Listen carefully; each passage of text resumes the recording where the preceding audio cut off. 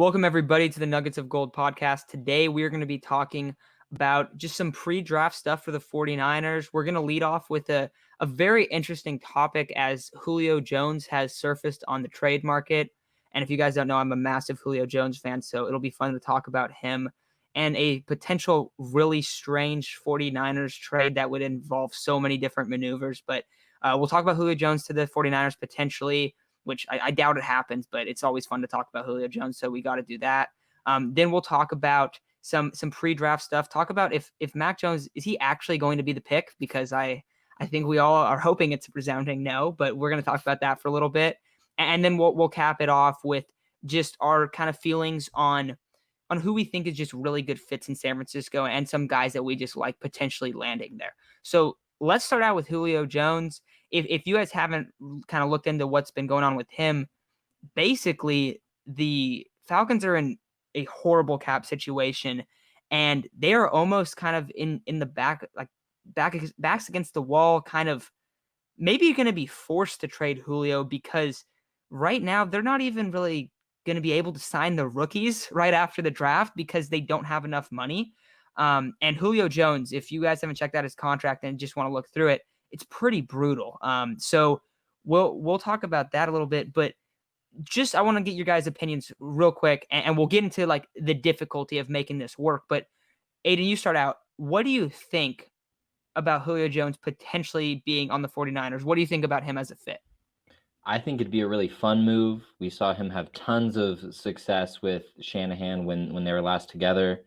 I don't love the contract, but it's tough because he's 32. But I want to say he's Julio Jones. You're happy with it, and you figure out the problems later. But that's basically where I am at. For me, if I'm a Niners, you have to pay me a little bit of something to take his contract. That contract is too poison for especially how old he is and how old he'll be when it expires. And I think with the way that the new contracts are kind of going and we've seen, his contract is an anomaly in the NFL. Like, we're not seeing contracts like this anymore. So I think that kind of should add value or take away from his value as a player and add value to trading him and like a team that's willing to take that contract. Yeah, we were talking about it before, and we did say these guys in the same sentence, but we were talking about Jared Goff, similar to Julio Jones, not in performance by any means, but in terms of how the contract is almost like a negative thing. Like, it's kind of like an NBA type style trade where it's like, hey, we're not gonna be able to pay this guy, for what reason we don't think this is a good move, or we don't think it's a good move to keep his like salary on board with our situation. And the Falcons are also in a very like interesting spot where they're kind of getting ready to move on from Matt Ryan, eventually going to draft a rookie quarterback. Maybe they draft him this year. I don't know if that's going to happen, but where they're kind of getting ready to move on from the Matt Ryan and the Julio Jones combo that they've had for so many years there. But I'll start out by saying I would be so happy if this was a move. I mean, we saw Julio Jones in Kyle Shanahan's offense, and that was one of the best offenses that we've ever seen in the NFL that year, that Falcons 2016 team. And Julio Jones was the reason why it really clicked there. If you potentially have Julio Jones and Brandon Ayuk, and I'll say Justin Fields for this case, and Justin Fields is your quarterback, you're going to have guys running wide open all over the field. If you have Kittle there, the amount of like ways that you can beat an offense or a defense vertically with those three guys out there is ridiculous.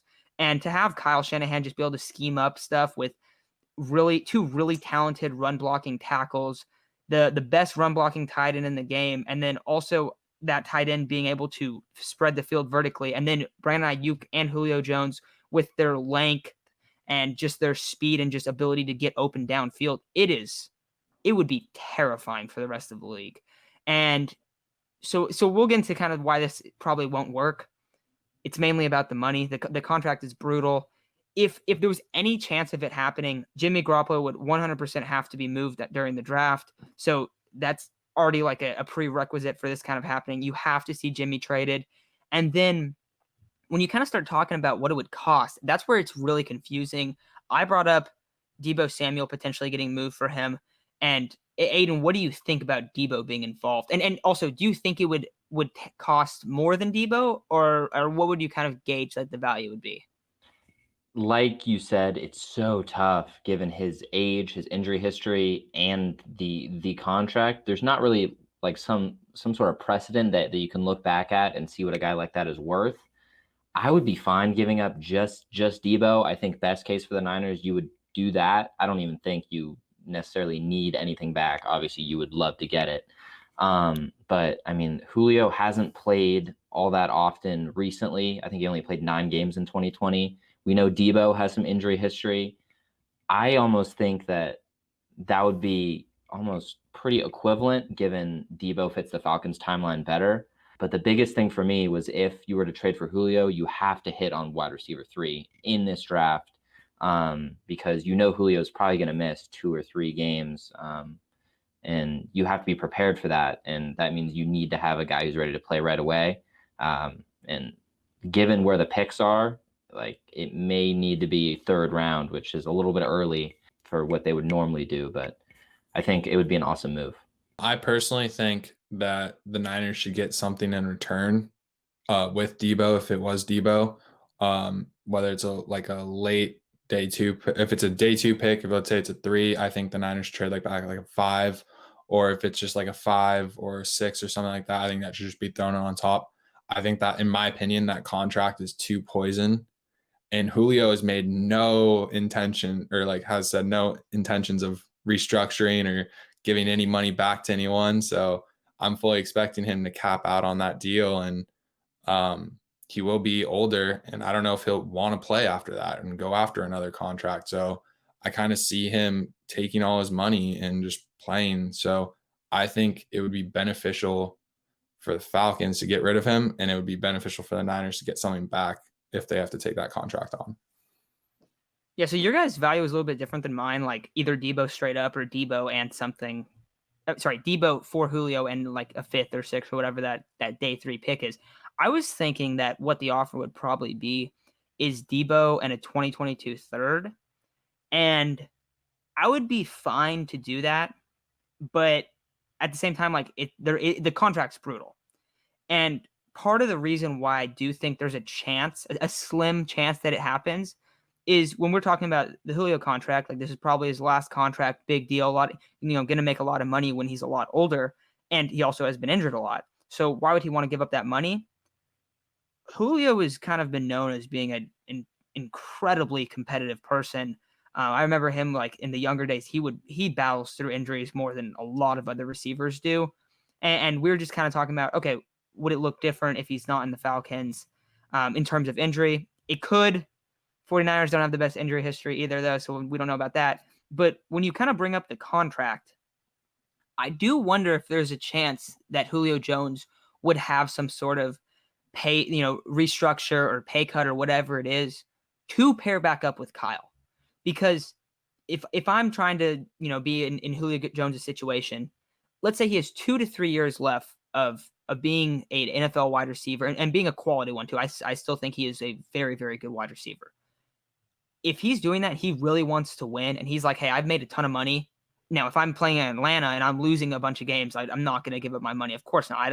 I agree with him on that. I don't know why you do that. But if you're going to be able to go play with Kyle, and they're like, hey, we're going to come and get you right now. We're going to trade for you, and they'll contact him or whatever. Will you do this to change your contract like this? And they find something that will work, that they'll still be able to pay Fred and Bosa and those guys, because that's the other big factor in this. And it's also like the salary cap could go up a lot, and we don't really know how that's going to look. So that's kind of like why there's such a difficult situation. And this isn't just with the Niners too. This is with all of the teams in the NFL. So the market might be kind of reduced. And if you're already having a market that's reduced for a player of Julio Jones's caliber, and then you add on top maybe the only place that he'll consider doing some sort of pay restructure or pay cut is San Francisco, I think there's a chance that they would try to go out and get him. And maybe they can't outbid other teams, or maybe the Falcons are interested in swapping for Deebo, or maybe the Niners aren't even going to trade Deebo away. Like maybe they keep him and they try to just have a stacked offense.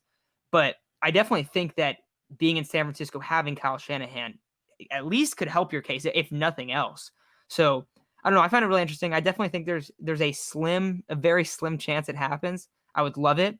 But it would be really hard to work out the money. Now, luckily, Parag is the dude, and we've seen him kind of find some ways to make it work. But if there is a way that we could do some sort, or that 49ers could do some sort of Deebo Samuel for Julio Jones swap where the contract is able to be worked out, where the Niners are still able to take Fred Warner, take Nick Bosa, and extend them, I'm all for it. I mean, this is a big swing, but it's a big swing that I think could pay dividends and could pay massive dividends early on. So, Ada, anything else you kind of want to add before we move on? I don't think so. I think really it boils down to it's Julio Jones. Like if he comes to the 49ers, he makes you a better team, even if it's in the short term. And I think you almost have to be like, there's going to be a couple warts later down the line. But if you want to make your life really easy for the rookie quarterback, get him Julio Jones, just throw it up. I feel like it's not really all that difficult. And Ricky, anything else you wanted to add? I just think that we all have like pretty spot on analysis, and like I could see all of our trades going through or not going through. I just think this trade is so unprecedented, and like with a player like Julio Jones in this contract, we just have never seen anything remotely like this. So it's hard for us to really gauge on what even the teams are thinking. And I think a lot of the teams are probably having that same trouble too, is like they're having trouble coming eye to eye on a deal because they just view it so differently. It'll be something that we'll have to keep our eye out, and hopefully we see something like that go down. I think it'd be super cool. But that's gonna do it for this Julio Jones topic. If this is your first time checking out the channel, make sure to subscribe and make sure to come back. We're going to be doing a lot of 49ers draft content. Whenever guys are picked, I'll come on here and just, briefly explain who they are as a player and whatnot. So make sure to subscribe.